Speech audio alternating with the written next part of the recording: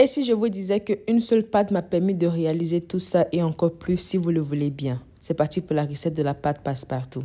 Donc pour la pâte universelle ou passe-partout, on aura besoin de farine, du lait, sucre, levure boulangère, un peu de sel, du beurre et des œufs. Dans ton bol, tu vas rajouter ton lait tiède, sucre, mélange et après ça, ta levure boulangère. Mélange encore une fois, coupe ton bol et laisse ta levure s'activer. Après environ 5 minutes, ta levure sera activée et là maintenant, rajoute le reste de tes ingrédients qui sont ta farine, tes œufs, beurre fondu et ton sel.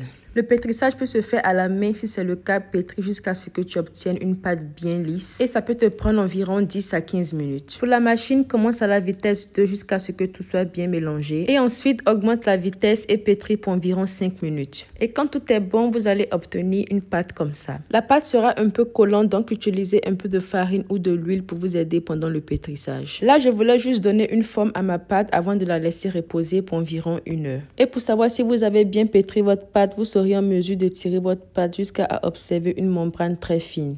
Ensuite, huilez votre bol et laissez votre pâte reposer pour environ 1 heure ou jusqu'à ce qu'elle double en taille. Couvrez d'un plastique ou d'un torchon de cuisine. 1 heure après, votre pâte va bien monter, dégagez-les, pétrissez juste un peu et voilà que vous venez d'obtenir votre pâte passe-partout. À partir de là maintenant, à vous de décider ce que vous voulez obtenir de votre pâte. Comme exemple, vous pouvez faire le pain où vous allez bien rouler votre pâte, ensuite enrouler et laisser doubler encore une fois. Ou une pizza où vous allez aplatir la pâte avec vos doigts à la taille désirée et ensuite ajouter les condiments de votre choix. Quand c'est bon, passe ta pizza au four et laisse le tout cuire. Aussi, voici notre pâte qui a doublé en taille, prête à aller au four. Comme une autre recette, vous pouvez réaliser les beignets un peu comme les gaufres. Si votre pâte est destinée à réaliser les beignets dès le début, ajoutez un peu plus de sucre que normal. Sinon, vous pouvez ajouter un peu de sucre à la partie qui va servir à réaliser vos beignets. Bien pétri avec un peu de farine si nécessaire. Quand c'est bon, découpez, formez vos boules et vous êtes prêt à griller. Grillez à feu moyen jusqu'à ce que vos beignets soient bien dorés et retirés. Regardez comment ils sont beaux.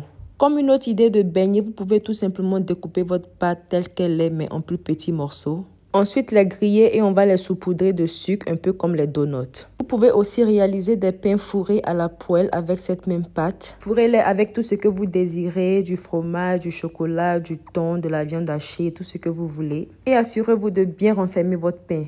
Aussi, vous pouvez réaliser des pains plats à la poêle. Vous avez juste à bien étaler votre pâte et faire cuire le tout à la poêle. Là, on va faire cuire nos pains fourrés et notre pain plat en même temps. Pour notre pain plat, vous allez retourner quand vous allez observer des petites bulles se former là-dessus. Et quand c'est bien cuit des deux côtés, retirez. Environ 3 minutes de cuisson, pas plus. Et pour nos pains fourrés, retournez-les de temps en temps jusqu'à ce qu'ils soient bien dorés de tous les côtés. La cuisson des pains fourrés peut prendre environ 5 à 10 minutes. Et pendant ce temps, n'oubliez pas d'utiliser mon code DELICE225 sur l'application TapTapSend pour gagner 5 € ou 10 $ de plus sur votre premier transfert d'argent. Et là, voici notre pain qui est prêt. On va ajouter un peu de beurre là-dessus. Et pour nos mini donuts, un peu de sucre. Et voici un peu tout ce qu'on a pu réaliser avec notre pâte universelle ou pâte passe-partout. Regardez comment notre pain plat, il est bien mou. Ensuite, nos petits pains fourrés au fromage et au chocolat. Et pour notre pizza, j'ai badigeonné les alentours d'un peu d'huile d'olive et assaisonnement complète. Découpé et voici comment notre pizza se présente. On adore. Concernant le goût, que dire, la pizza était délicieuse. Notre pain fourré au fromage et au chocolat aussi, très très bon.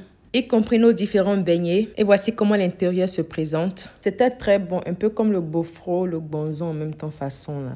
Et notre pain plat aussi, il était trop bon. C'était bien mou, bien délicieux. Oh là là. Ça là avec la sauce au poulet que les Indiens font façon là. Trop bon. Et concernant le pain, voyez de vous-même, c'était délicieux, moelleux, ça rebondissait, on adore. Comme je l'ai dit précédemment, vous pouvez faire beaucoup plus encore avec cette même pâte. Et de mon côté, moi je vous dis à plus pour de nouveaux délices. Bye guys.